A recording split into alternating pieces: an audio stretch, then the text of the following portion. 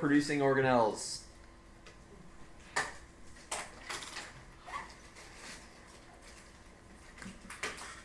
Now, these power-producing organelles, mitochondria and chloroplast, how did they come to be? What theory explains their existence? Endosymbiotic theory, yes. All right, so the first one we're going to talk about is the mitochondria. Mitochondria was the first one to come into existence via the endosymbiotic theory. Right? We know this because all organisms, all eukaryotic organisms have mitochondria, but not all eukaryotic organisms have chloroplasts, and therefore mitochondria had to come first, right? We could say that mitochondria are the organelle that converts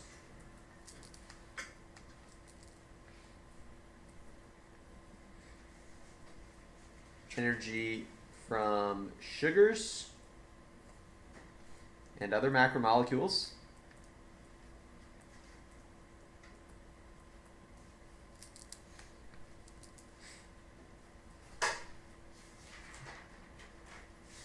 into ATP, adenosine triphosphate, which is that common energy currency within the cell. Okay, the process that does this is cellular respiration, so we can just kind of Cliff's notes this by saying that mitochondria is the site of cellular respiration.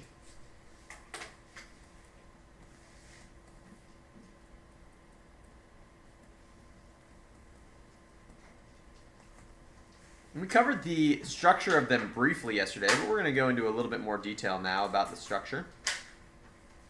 We'll do a little mitochondria drawing here. Here's the outer membrane, and then the outer membrane is nice and smooth. This is the kind that matches, or the membrane that matches the host cell's membrane. And then we've also got an inner membrane.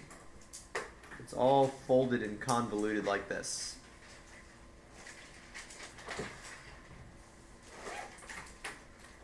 Similar to what we saw in that light micrograph, or sorry, not the light micrograph, the transmission electron microscope micrograph, where I showed you the little mitochondria that had the little lines on it. That was the folding of the inner membrane, right? All right, so there's going to be some stuff that talks about the different parts, and so we're going to label all the parts. A lot of them are very intuitive names, like this membrane that's on the outside is called the outer membrane. That makes sense.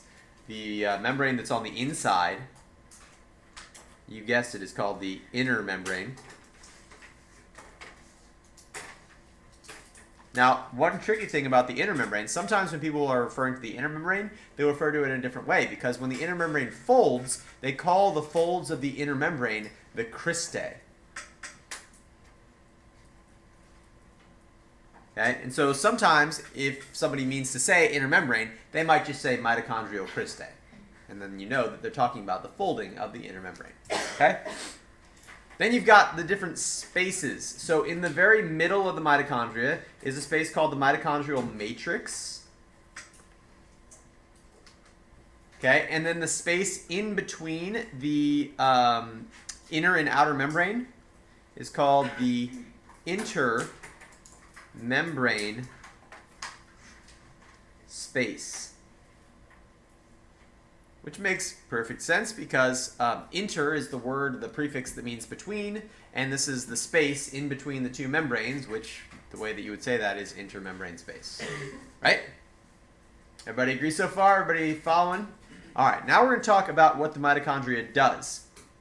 It assists in a process that is called chemiosmosis.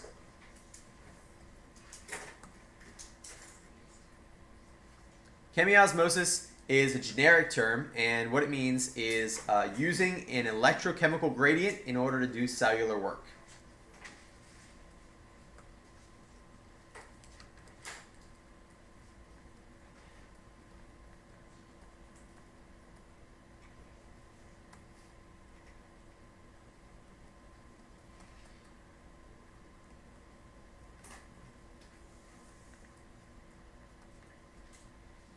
Using an electrochemical gradient to do cellular work. All right. Now, the specific type of chemiosmosis that's going to happen in the mitochondria is that there are going to be these H plus ions, and the H plus ions are going to get concentrated in the intermembrane space, and then once they're concentrated in the intermembrane space, they're going to be allowed to flow through ATP synthase, which is an enzyme that will capture the energy of them flowing through and create ATP. So we can say that H plus ions will be concentrated in the intramembrane space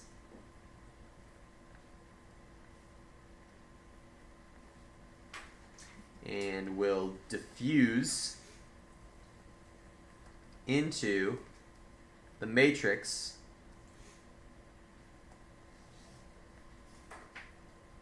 through ATP synthase, creating ATP.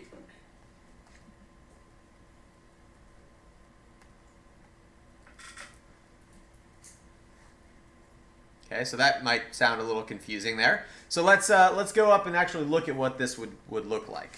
Okay, so we're going to look at two areas on here. We're going to look at this area right here, and we'll look at this area right. That'll drive me crazy. This area right here. Okay. So our first area, we are going to have a roughly equal concentration of hydrogen ions in the intermembrane space and in the matrix.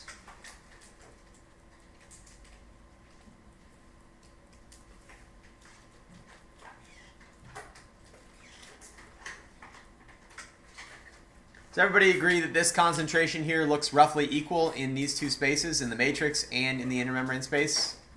Yes? They're not closer together in one than the other? Yes? Okay. So this would not really be able to generate any cellular work or do any cellular work because there's no gradient here.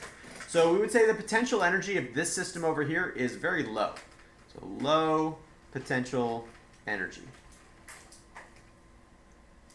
Okay, but the cell is going to expend some of its energy that it captured from sugar in order to pump these H plus ions into the intramembrane space. So it's going to be really concentrated H plus ions. Now these are H plus ions. I'm just writing H. I should actually write H plus, but it's so annoying to have to do that so often. So I'm just writing H. Can you forgive me?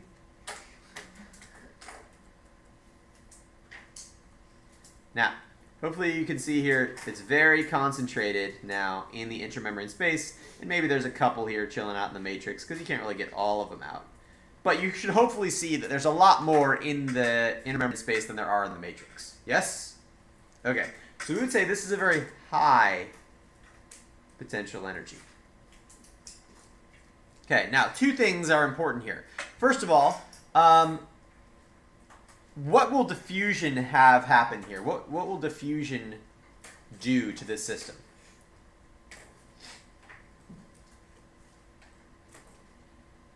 What's diffusion? What's going to happen? What, in general, what is diffusion? Yeah, what do you think? A high concentration of a substance moving towards a lower concentration. Yeah, so you got a really high concentration here. It's going to go towards a low concentration, which is in here. So stuff is going to want to diffuse out into the matrix. Does everybody agree with me on that? All right, but it can't because all this stuff, all these membranes that we're talking about here are phospholipid bilayers. And we said that phospholipid bilayers only allow nonpolar things through them. Is H plus nonpolar? No, it's superpolar. It's an ion, right? So that means it can't go through. So it has to go through a special passageway. It can only go through in very specific areas where there is a enzyme that allows it through. This enzyme happens to be called ATP synthase.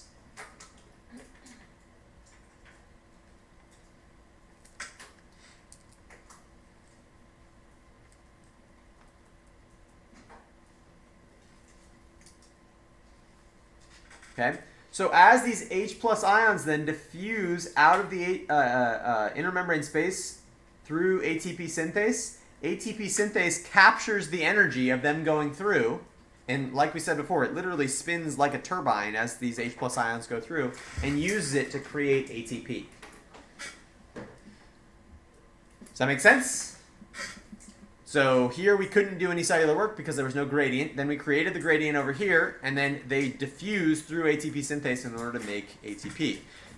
Now, if you're a little bit confused by this, that's okay, because really we're just talking about the structure of the mitochondria right now, and we're going to spend a lot of time talking about cellular respiration, and we're going to go over this in brutal, gory detail.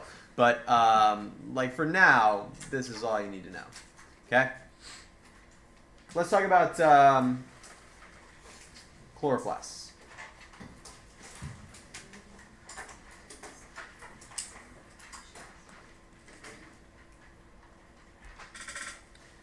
So, chloroplast is going to use energy from the sun in order to create ATP and then eventually sugars. Energy from the sun to create ATP and eventually sugars. Okay, the process of creating ATP and then sugars is called photosynthesis. So we can say that this is the site of photosynthesis.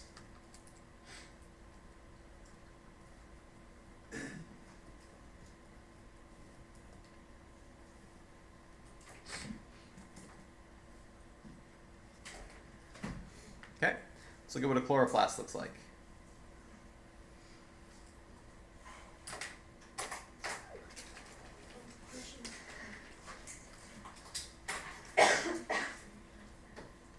First thing you should notice the difference here, the inner membrane is not folded.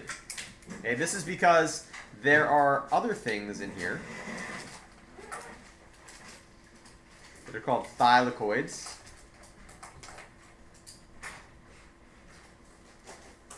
Each of these discs is called a thylakoid, and the stacks of them are called grana. And there's a bunch of them. I only drew 3 stacks, but there'd be way more than that. Right? So the parts here, this is the outer membrane.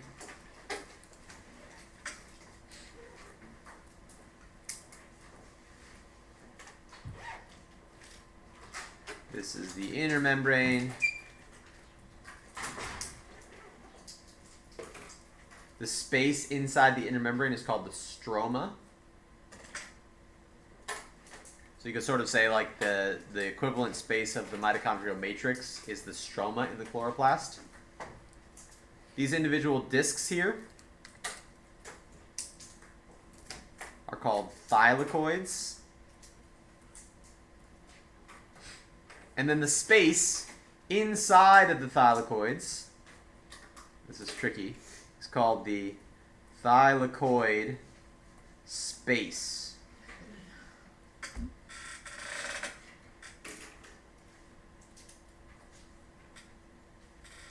So very similarly, the way that this is going to function is it's going to have 2 different areas. So let's say you've got H+ ions on the inside and the outside of these thylakoids, like this. Is this system here going to be able to do a lot of work? Well, is this system here doing a lot of work? No, there's roughly the same concentration on the inside and the outside. So we say this is low potential energy.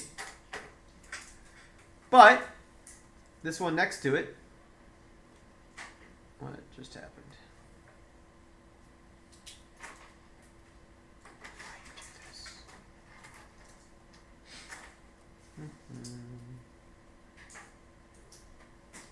Sure. This is high PE. And in the high PE one, the cell or the thylakoid is going to use the energy from sunlight in order to concentrate all these H+ ions inside of the thylakoid space here.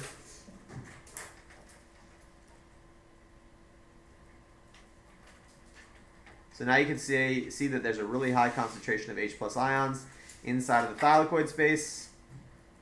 There's a few in the stroma still, but not nearly the concentration that there is inside of the thylakoid space.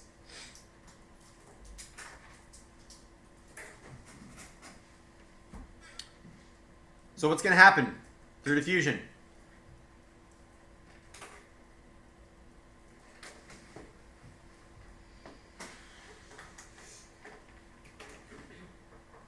They're going to diffuse out, right?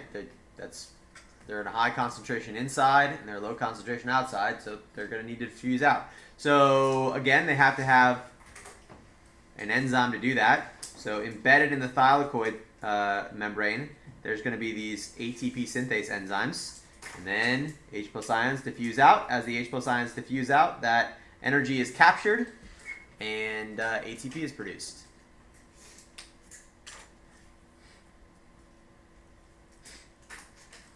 So we can say that energy from the sun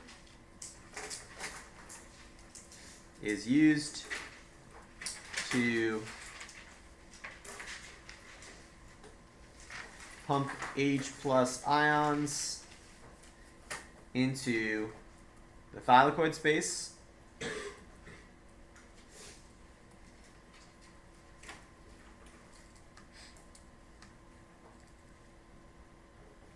We could say that H plus ions diffuse out of the thylakoid space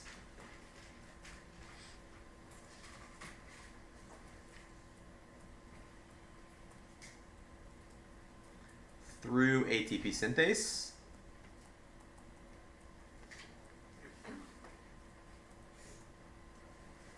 Creating ATP.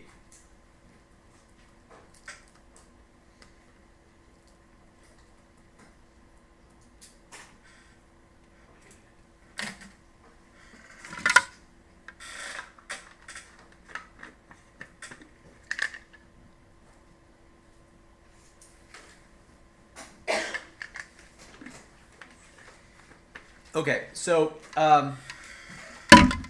let's just recap what's going on here for a second.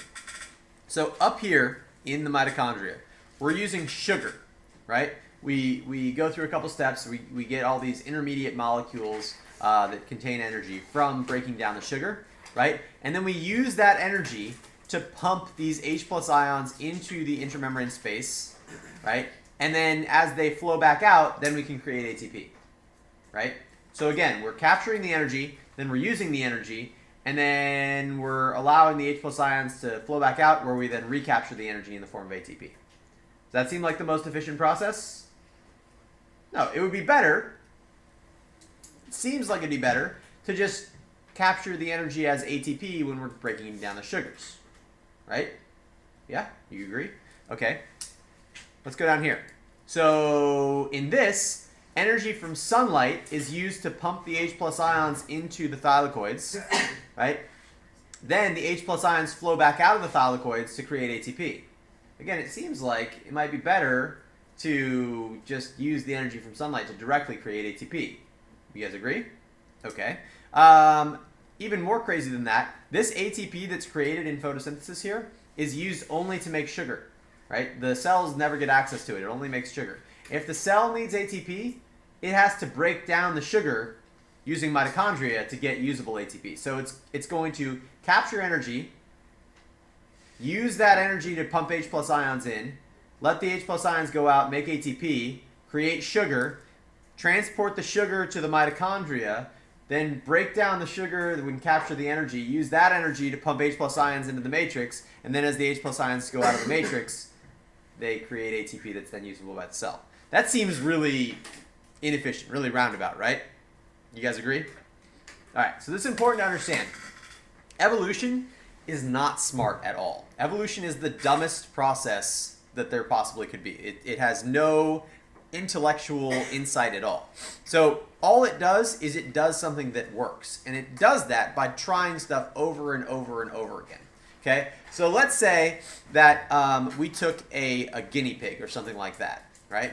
And we take this guinea pig and we want the guinea pig to play with like one of those toddler toys where it's got the shapes and the holes and you got to line up the shapes with the right hole and then push them through.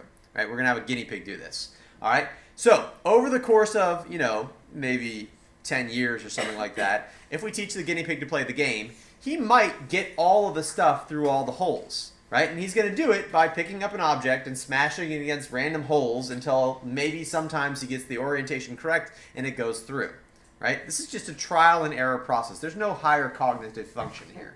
Hopefully your toddler, when it gets to be like maybe a year and a half or something, sees, oh, this thing's a star. That hole has a similar shape over there. Maybe I will take this star block and put it through the star hole.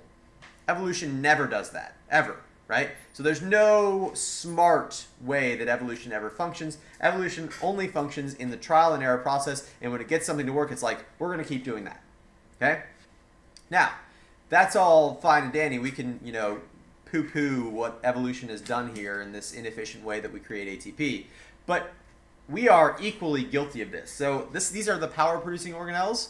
Let's think of our own power plants, okay? We've got all kinds of power plants. We've got solar power plants. We've got nuclear power plants, coal, gas, hydroelectric, right? How do those things work? How do we create power? Well, in every single one, the thing that actually creates electricity is we boil water and it turns a turbine. Every single one of them does that, okay? So we've got the power of nuclear fission at our fingertips. What do? We boil water with it. The water turns into steam and it turns a turbine that gives us energy, right? We've got the power of the sun at our fingertips. What do? We use that power to create this really hot sort of cylinder of molten salt, and then we boil water with that and turn a turbine, right? What do we do with gas power plants, right? Burn the gas, boil some water, turn a turbine. So we're doing the exact same stuff here. It would be much better if we could convert the energy from nuclear fission directly into electricity. We can't do that. We don't know how. So we're going through and doing the same thing we always did, which we know it works to boil water and turn a turbine. We're going to keep doing that. Cells, they know what works. You pump H plus ions into a membrane, and then you let them come out through ATP synthase, and that makes ATP. Doesn't matter how you get the H plus ions into that gradient. As long as they get there, that means in the end you're going to be able to produce ATP. That make sense? Anybody have questions on that? All right, that's it. You guys can chat.